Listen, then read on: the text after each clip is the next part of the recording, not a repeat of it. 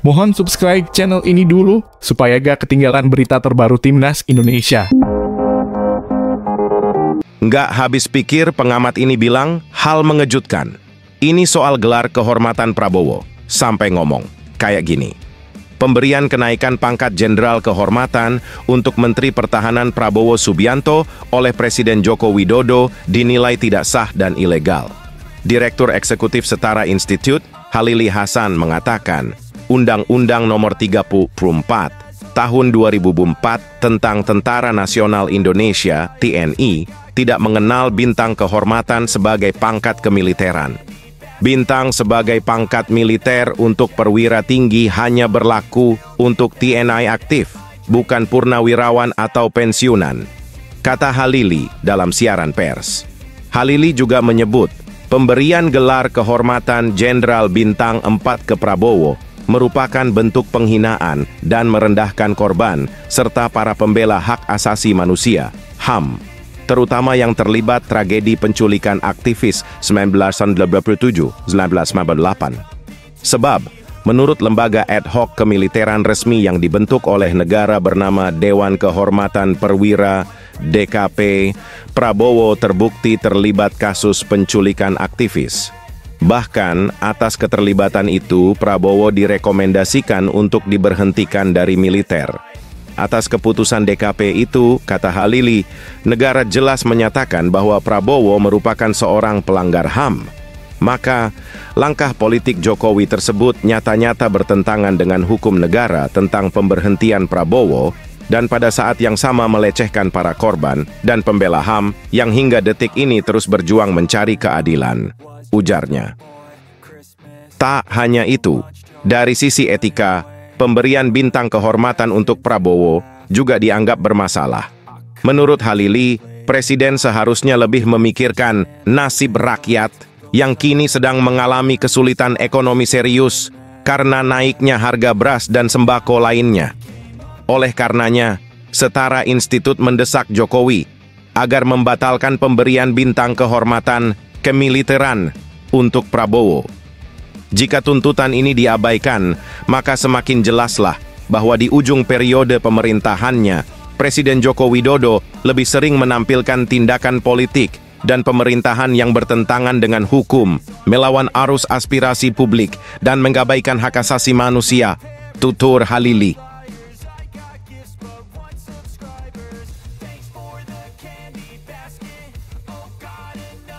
Ngotot gulirkan hak angket kecurangan pemilu, pengamat ini sebut PDIP cuma gertak sambal ke kubu Prabowo Gibran, kubu Ganjar Pranowo Mahfud MD dan kubu Anies Baswedan Muhaimin. Iskandar belakangan ini merasa sepaham dengan usulan hak angket kecurangan pemilu 2024 perlu digulirkan hingga ke Senayan. Lalu, sebenarnya siapa yang paling diuntungkan dan dirugikan dari usulan hak angket tersebut? Direktur Eksekutif Trias Politika Strategis, Agung Baskoro memandang usulan hak angket tersebut awalnya bertujuan untuk menjaga suasana di internal kubu Ganjar Mahfud. Sebab pasangan kubu 03 itu berada di peringkat buncit perolehan suara berdasarkan hasil real count Pilpres 2024. Jauh di bawah pasangan Prabowo Subianto Gibran Rakabuming Raka.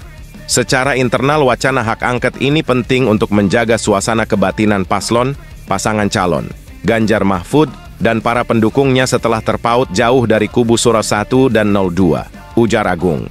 Kubu 03 Ganjar Mahfud, kata Agung, mengusulkan hak angket kecurangan pemilu supaya memiliki daya tawar dengan kubu Zoldo Prabowo Gibran. Apalagi jika usulan hak angket tersebut kini menarik berhasil perhatian dari kubu Nelesa Anies Muhaimin. Namun tak hanya itu, menurut Agung, menaikkan daya tawar lewat usulan hak angket hanya menjadi cara kubu Ganjar Mahfud untuk menakut-nakuti kubu Prabowo Gibran. Setidaknya mereka memiliki posisi tawar politik di mata kubu NU ketika berhasil mengajak kubu NU 1. Sebaliknya, ini hanya sebatas gertak sambal saja ketika kubu 03 gagal solid atau mampu melibatkan kubu 01, ucap Agung. Pasalnya, Agung menilai usulan hak angket sangat rumit untuk digulirkan di DPR RI. Sejarah mencatat, ketika DPR turun tangan di kasus mega korupsi Bank Century, Rekomendasi yang sudah dirumuskan justru tidak karuan implementasinya. Karena secara historik, ujung hak angket sering tak jelas implementasi rekomendasi-rekomendasinya, semisal hak angket Century, kata Agung. Oleh sebab itu, wajar rasanya jika Agung merasa pesimistis hak angket bisa bergulir sampai ke sidang-sidang di Senayan. Apalagi jika merujuk proses politik hak angket yang panjang. Saya ragu bisa terwujud, imbuhnya. Hak angket mesti disetujui setidaknya oleh setengah anggota parlemen plus 1 dalam sidang paripurna. Proses itu bukan merupakan hal yang mudah untuk dilakukan. Ahawai kagum. Lihat Jokowi disambut pengunjung mal. Pemimpin yang dicintai rakyat. Menteri ATR BPN Agus Harimurti Yudhoyono, ahawai, dan beberapa menteri kabinet lain sempat menikmati malam bersama Presiden Joko Widodo di Big Mall, Samarinda, Kalimantan Timur. Ahayai mengatakan sambutan warga atas kehadiran Jokowi luar biasa. Luar biasa tadi kita bisa merasakan sukacitanya masyarakat para pengunjung Big Mall, kata Ahayai, seperti dikutip dari YouTube Sekretariat Presiden, Kamis 29/2/2024. Ahi mengaku senang diajak jalan bersama Jokowi, terlebih dirinya baru bergabung di kabinet. Ahi merasa terpukau melihat sambutan warga atas kehadiran Jokowi. Kita saat ini di kota Samarinda di Kalimantan Timur. Saya senang sekali Bapak Presiden Jokowi mengajak kami, termasuk saya, yang baru bergabung di kabinet ini. Tadi saya baru dari IKN, dan kemudian diajak ke mal, dan begitu tiba itu luar biasa, ujarnya. Masyarakat tua muda, anak-anak menyambut kehadiran Bapak Presiden Jokowi dengan begitu antusias. Semuanya ingin mendekat, ingin selfie, dan sampai makan pun tadi, itu mereka ikut menyaksikan kita. Lanjutnya, Ahi menilai hal ini menunjukkan bahwa Jokowi seorang pemimpin yang dicintai dan dekat dengan rakyat. Ahi mengaku salut pada Jokowi yang meluangkan waktu untuk menyapa rakyat. Tapi ini juga menjadi kebahagiaan tersendiri karena tentunya ini menunjukkan pemimpin yang dicintai rakyat, yang dekat dengan rakyat, dan rakyat juga ingin selalu dekat dengan presidennya. Saya salut betul dengan Pak Jokowi, Pak Presiden, yang selalu meluangkan waktu untuk menyapa rakyat. Walaupun kita tahu pasti kesibukannya, jadwal yang begitu padat dari satu titik ke titik lain, tapi selalu menyempatkan diri mengajak para menterinya juga untuk menyapa rakyat. Dan inilah kekuatan seorang pemimpin, ujarnya.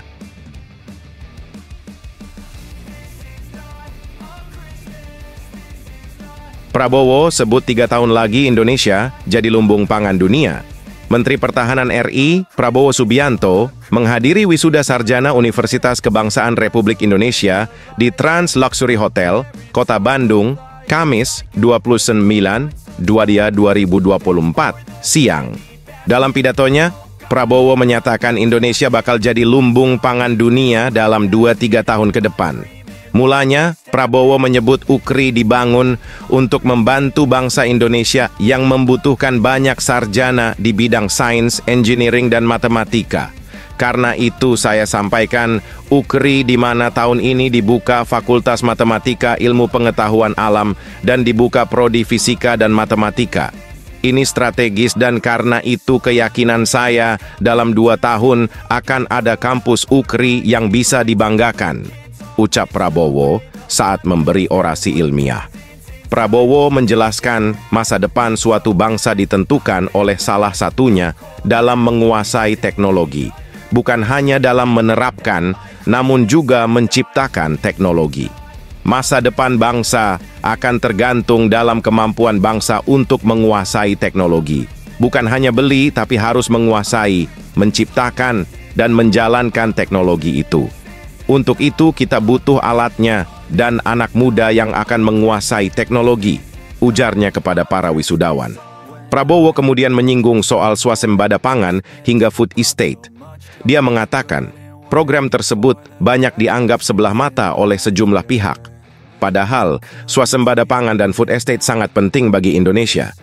Bertahun-tahun saya bicara swasembada pangan, saya bicara food estate.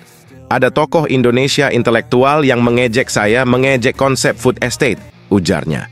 Ada yang mau impor saja pangan dari luar. Saya katakan, kalau terjadi krisis dan tidak mau menjual ke Indonesia, masa rakyat harus tergantung dengan bangsa lain. Ternyata apa yang saya sampaikan bertahun-tahun sekarang terbukti.